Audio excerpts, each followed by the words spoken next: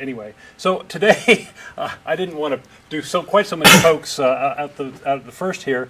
I wanted to talk about Easter. You can make me be the bad guy. You can be the good cop, bad guy.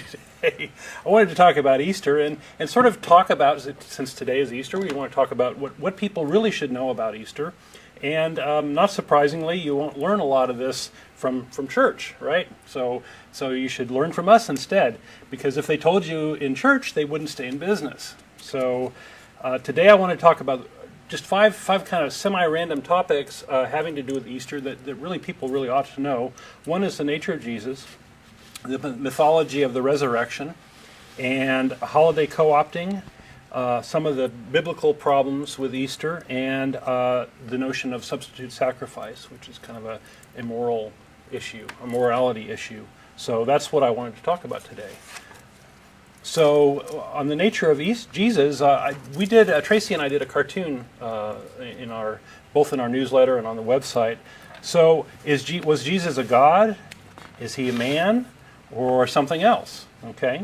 So if Jesus is a God, well, did Jesus die on the cross, or did he not die on the cross? Right. So one or the other of those two things happened. Right. So if he died on the cross, your God is dead. Right. Game over. Insert your tithe to play again. If he did not die on the cross, then there's no real sacrifice. Right. I have trouble empathizing with the suffering of a God. I mean, if he's all powerful, if a God is all powerful, then does it really suffer? So in a sense, this cross thing is really just gory sadomasochistic performance art. Right. It's sadomasochistic because God is supposedly killing himself to appease himself, and it's just really kind of silly in a gory way. If Jesus was a man, then what about all the people that have been killed in his name? Millions of people. Things like the Crusades, the Inquisition, the Holocaust, all these things. So, and if Jesus died for your sins, and killing is a sin, then killing for Jesus is apparently morally neutral, right? Because Jesus forgives you for killing in his name. So what sense does that make? Apparently he's just a blank check to go off and kill. So what else is there? Well, Jesus could be sort of some God-man hybrid. Maybe he's a man just when you're supposed to be empathizing with his suffering, and a God just when you're supposed to go out and kick somebody else's ass in his name, but it's kind of a bait and switch thing. We think Jesus is a myth. So, and in a sense, Christianity is sort of really depraved because you have all of this sadomasochism and killing going on, and it's just for a myth. So, so that brings us to the topic of mythology, right? There's a god by the name of Attis, who was a Roman vegetation god, who was born of a virgin, died, and resurrected between the days of March 25th and 22nd and March 25th, around 200 BCE. This is before Christ. The festival began as a day of blood on Black Friday and culminated after 3 days in a day of rejoicing over the resurrection. He is considered to be the Father and Son combined.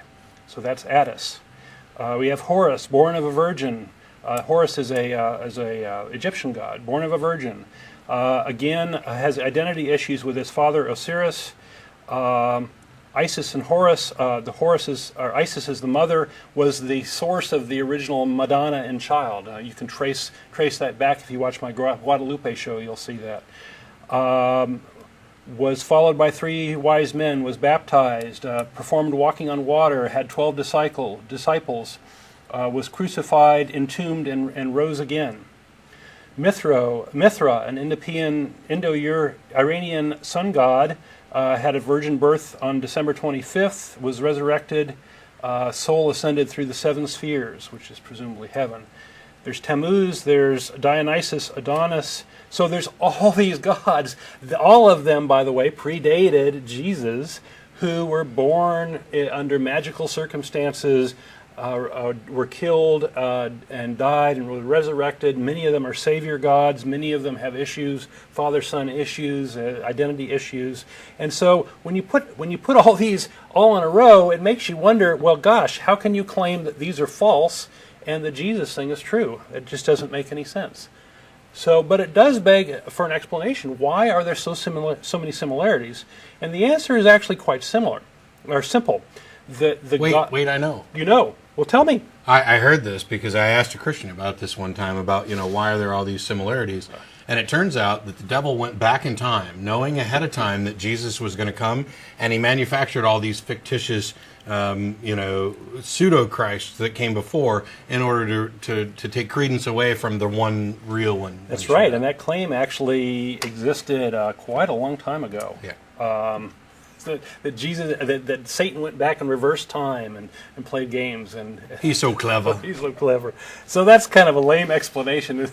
Okay, I hope everybody believes that's a lame explanation. The real explanation is that all of these societies that had these resurrected gods were agricultural societies, and when you plant crops and you deal with the harvest and all these things, you worry a lot about the seasons, right? You want to plant in the spring, you want to reap in the fall, and you want to endure through the winter.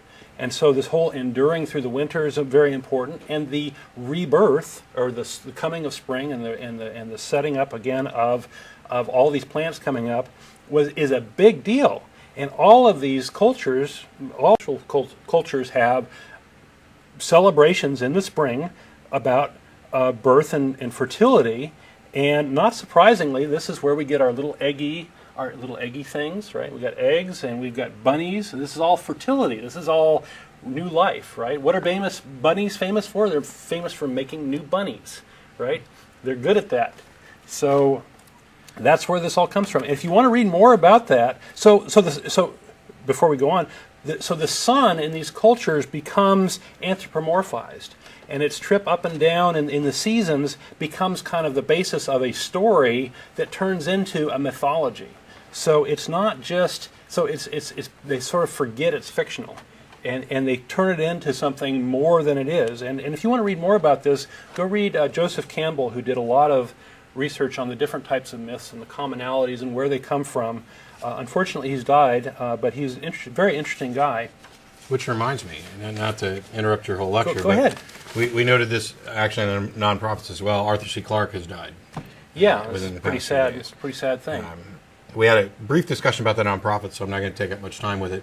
But for those who know or knew of Clarke, not only was he a science fiction writer, but he's basically responsible for why we have cell phones and geosynchronous satellites and things like that. He was very creative, very scientific, but he also was non-religious, atheist, and made a specific provision that no religious sentiments or thoughts or any of that would be a part of his funeral. So he was to have an entirely secular funeral. So secular funerals do occur, and Arthur C. Clarke's proof of it. Right. 90 years old. Everybody wants to celebrate the life of someone, Sure. And their achievements and those sorts of things. And he's kind of he's someone who achieved a lot in his life and influenced a lot of folks. I'm going to move the bunny back. You're going to move the bunny?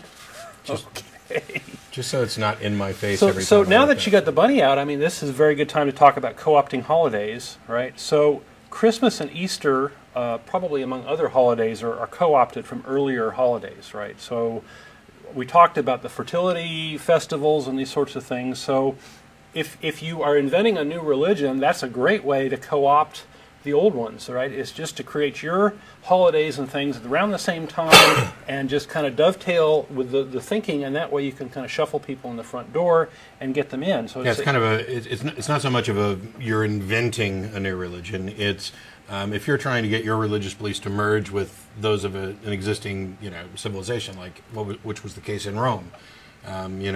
The Romans would accuse the Christians of being atheists because they didn't believe in the Roman gods. And the Christians are like, oh, no, we're not atheists. You mean like those Greek atheists who don't believe in anything anymore. We actually believe in a God, and actually he's quite like yours. And then they begin to merge, and all of a sudden you've got the Jesus culture, the Mithra culture, and then the Romans kind of adopting over, and these holidays just kind of get co-opted. Right.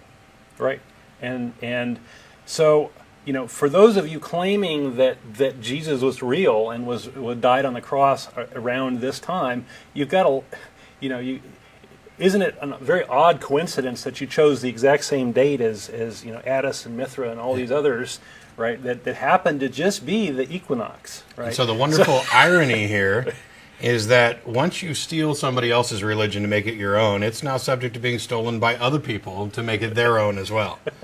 And that's why we have our bunny. Reminds me of those missionaries that go in after the first wave of missionaries and convert the converted folks to Mormonism or Protestantism or whatever. It's kind of like this little horse trading here. So we can tell that Easter and Christmas are co-opted from earlier holidays because there's remnants of those earlier holidays around. So with Easter, the tradition of not wearing white until Easter actually relates to Ostera, who is the Norse goddess of fertility, who happens to be what the holiday was named after. Yeah, Esther. Okay, it has a lot of different variations. So the bunnies and eggs we've already talked about are fertility symbols. By the way, for those of you who don't know, bunnies don't actually lay eggs. Right. That was very confusing to me as a kid, by the way. Yeah, I couldn't figure out why bunnies and eggs. Yeah. I was only being partially funny. There are people out there who, you never really look into stuff like this, and we get this holiday where there's Easter bunnies and eggs, and the two aren't really connected, except they're both fertility symbols. The bunnies being, right. Hey, we're going to do it like bunnies, and then the eggs being the actual source of procreation. Right. So here's another irony. Bunnies seem to be an appropriate symbol for the religion bent on using breeding to create new believers. And of course, kids don't go for this killing and resurrection stuff very much. So there has to be something in the eggs, some kid bait of chocolate and brightly colored eggs to bring them in. So there's actually kind of a bit of tension between the Easter bunny and Easter, right? There's actually religions or churches out there that think the Easter bunny should be killed. I have one here saying that it's basically blasphemy and all this, and it's funny to read these things because basically the Christians have co-opted this earlier holiday, so they're the ones that are the ones that need to be deposed, if anything. And there was this incident, I can't remember when it was, but there was an incident in like a stadium where they had some sort of religious revival and had a bunch of families there because it's all family oriented, right? And they actually did a mock killing of the Easter bunny there, and the kids were in complete horror over the episode. So you can imagine this going on. It's just kind of funny because the adults want to make sure that Christ is the center of the thing, right? So the next topic I wanted to hit, and maybe you can contribute to this, is the whole idea of the Bible and some of the problems there. I don't want to spend a lot of time on it, but some things need to be mentioned. There's a quote from Paul, 1 Corinthians 1:14. If Christ is not risen, your faith is in vain, and that's certainly true. Hey, that's one of the few things that I agree with. Right, right. Paul. So I'd like to mention three things with regard to the Bible. First off, the earliest gospel, which is Mark, the earliest versions of Mark ended at verse 16, or chapter 16, verse 8, which is actually a real ending. It's really how it ended. It wasn't like some fragment where they were missing the rest of it. And this is in the 4th century, and this ends with the women leaving the tomb and saying nothing. Well, what was in the 4th century? This first version of the gospel that they found. No, Mark is late 1st century. The oldest written copies that we have are dated from the 4th century, right. But they're reliably dated back to late 1st century. I don't want somebody to call in and say, "Oh, no, this wasn't in the 4th century." Okay, well, thanks for the correction. That's helpful. So what you see here is by the 5th century, there's actually 4 different ending Mark, and all of them are dealing with this resurrection thing. And so this begs the question of, and the original version didn't have much in the way of a resurrection. It had some stranger sitting in the tomb saying, "Oh, you're looking for Jesus, he done resurrected," which is, some anonymous person. So apparently that wasn't convincing for the early Christians, so they had to embellish it and add more stuff. So apparently the original author didn't know about this other stuff, or he didn't think it was important, or there was a need for more spin to add more witnesses. This is where all these witnesses and all these appearances show up. That's in the later version of it. So it looks to me very much like an embellishment, right? An embellishment to make it more exciting, more convincing, these sorts of things. And if it's an embellishment, it's not true. So there's other reasons to think it's not true. So there's also in Christianity, there's no agreement on whether Jesus bodily resurrected. If the body if the body disappeared, where did it go? Right? Because dead people don't disappear. We know that. Actually, they do if you wait long enough. If you wait long enough, right? It kind of decays. So the lack of the body, in my opinion, serves as the evidence that Jesus never existed in the first place. Right? If you don't have a body at all, and maybe this is why the Christians always ask the atheists, have you found Jesus? He was behind the sofa the whole time. Okay. The third thing that needs to be mentioned is that we have the different Gospels and the whole story of the killing and the resurrection and all these things, and they don't agree. Okay, so there's really sort of different versions. They cannot be reconciled. Dan Barker has a famous challenge of please put all these in chronological order and make them make sense, and nobody has responded to that. Well, nobody's been able to do it satisfactorily. Right. This challenge of reconciling the resurrection account, the Easter account, I mean, it grossly predates even Dan Barker. This is, from the dawn of Christianity, people have been trying to do this, or at least since the 4th or 6th century. And there are some people who claim to have been able to do it, and I've read their accounts, and they're wrong. I mean, they're just, what you end up doing is picking and choosing. Right. And we've talked before about what were Jesus's last words on the cross, and it's different in each of the 4 Gospels. And so the standard reply for most of the apologists is, well, none of them say that was were Jesus's last words. This is just different people recording things that he said near the end. And yet most of the Gospels actually say, what, my God, why hast thou forsaken me? And then he died. Or, into thy hands I commend my spirit, and then he died. It's implied that they're last words. And they're right. The apologists are right. It's not critical as to whether or not those were the exact last words or not. The point is that there are a whole bunch of inconsistencies in this story. We've got a story written by 4 different authors. We know who none of those authors are. The only thing we're certain of is that they're not the Matthew, Mark, Luke, and John that the church slapped on there to make them, more appealing to tradition. But they weren't those individual disciples. We have no idea who they were. There's no autograph copies. They don't agree on all the information. There are inconsistencies. They also have factual errors with regard to known history. There's not a single significant event from the life of Jesus that we can corroborate in any extra-biblical first century contemporary source. Not one. Not a birthday, not an event. You can't find somebody else who talked about walking on water or loaves and fishes or turning water into wine. Nobody reported any of this stuff outside of the Bible. Nobody talks about at the time of death, or before the birth, the mystical star that guided the wise men. That's not reported anywhere else. Nobody talks about. It exists in all these other religions, by the way. Yeah, that's another element that's very common around that time. There's not a single element of this story that's confirmable outside of here, and really, and they say, well, that's because we collected the best stories and we put them in the Bible, and it's unfair to disregard the Bible.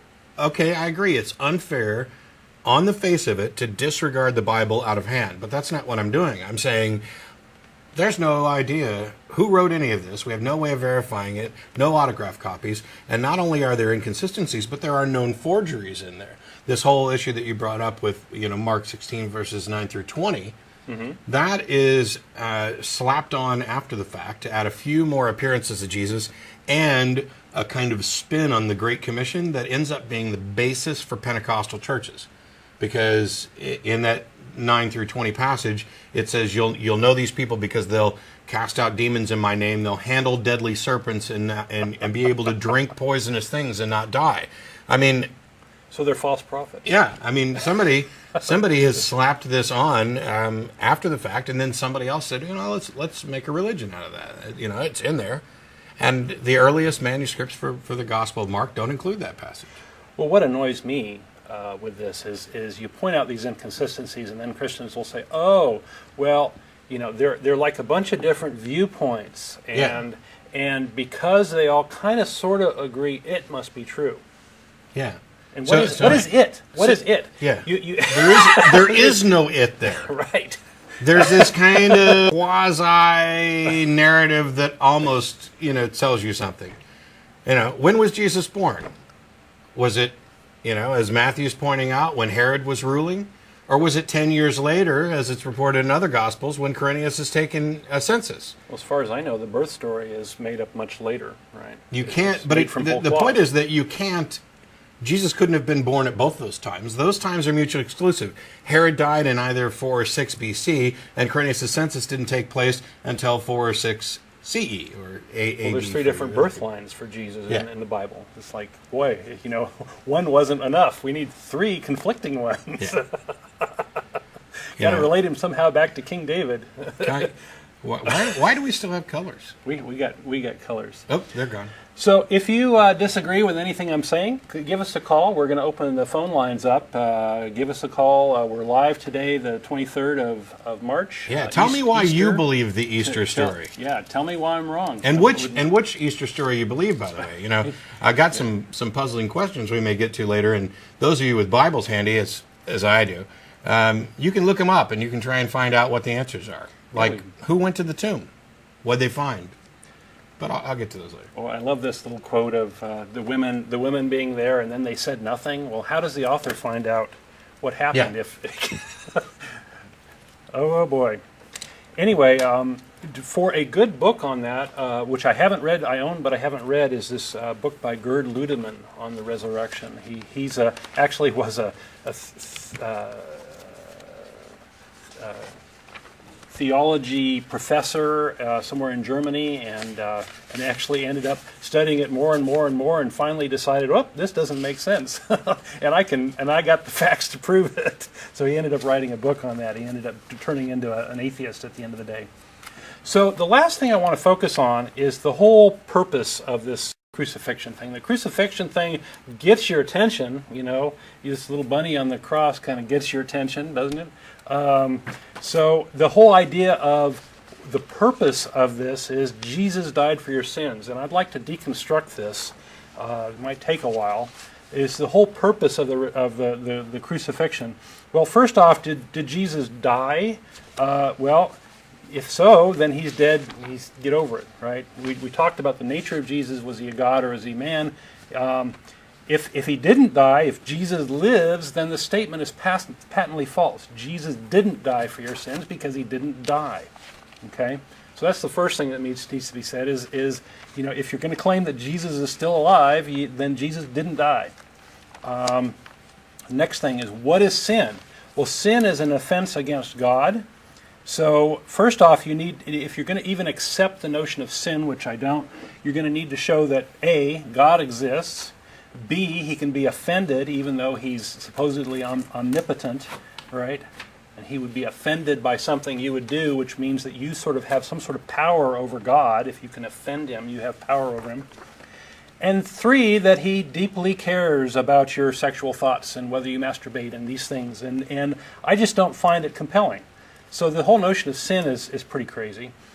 So then you have this notion of original sin, which is what Jesus is supposed to be addressing, right? So your very existence is an affront to God, right?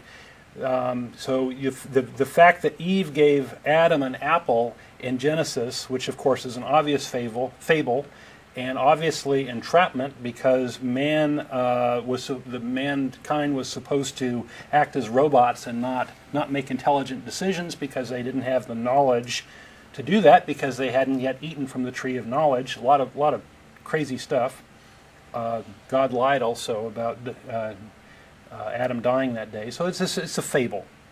Okay, so just because of this fable, we're all supposed to owe some sort of debt to somebody, which is kind of a con game, in my opinion. So the whole original sin.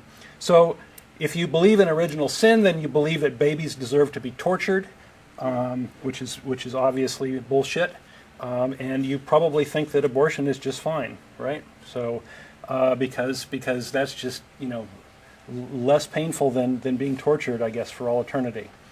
So that's original sin. The whole purpose of Jesus is to sort of cure the original sin, which is God screw up in the first place.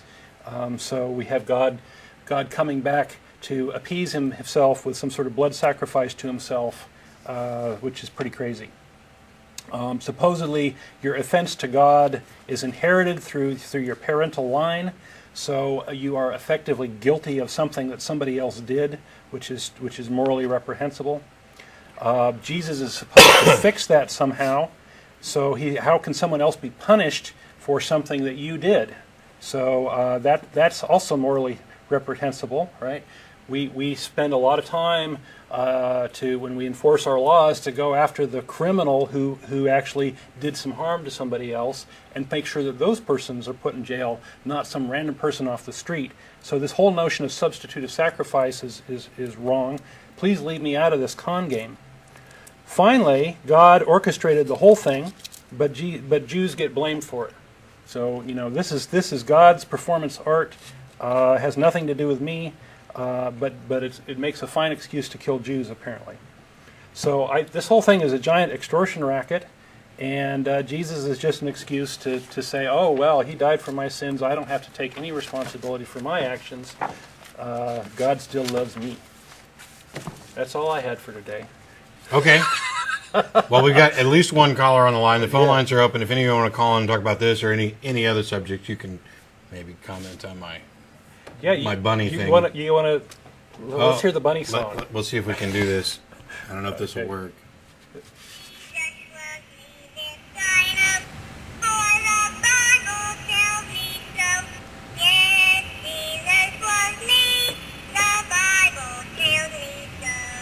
Jesus loves me, as the Bible tells me so. There's our bunny rabbit. Okay. For that. Which was just a pleasant surprise. When I actually picked it up, I had no idea it made noise. But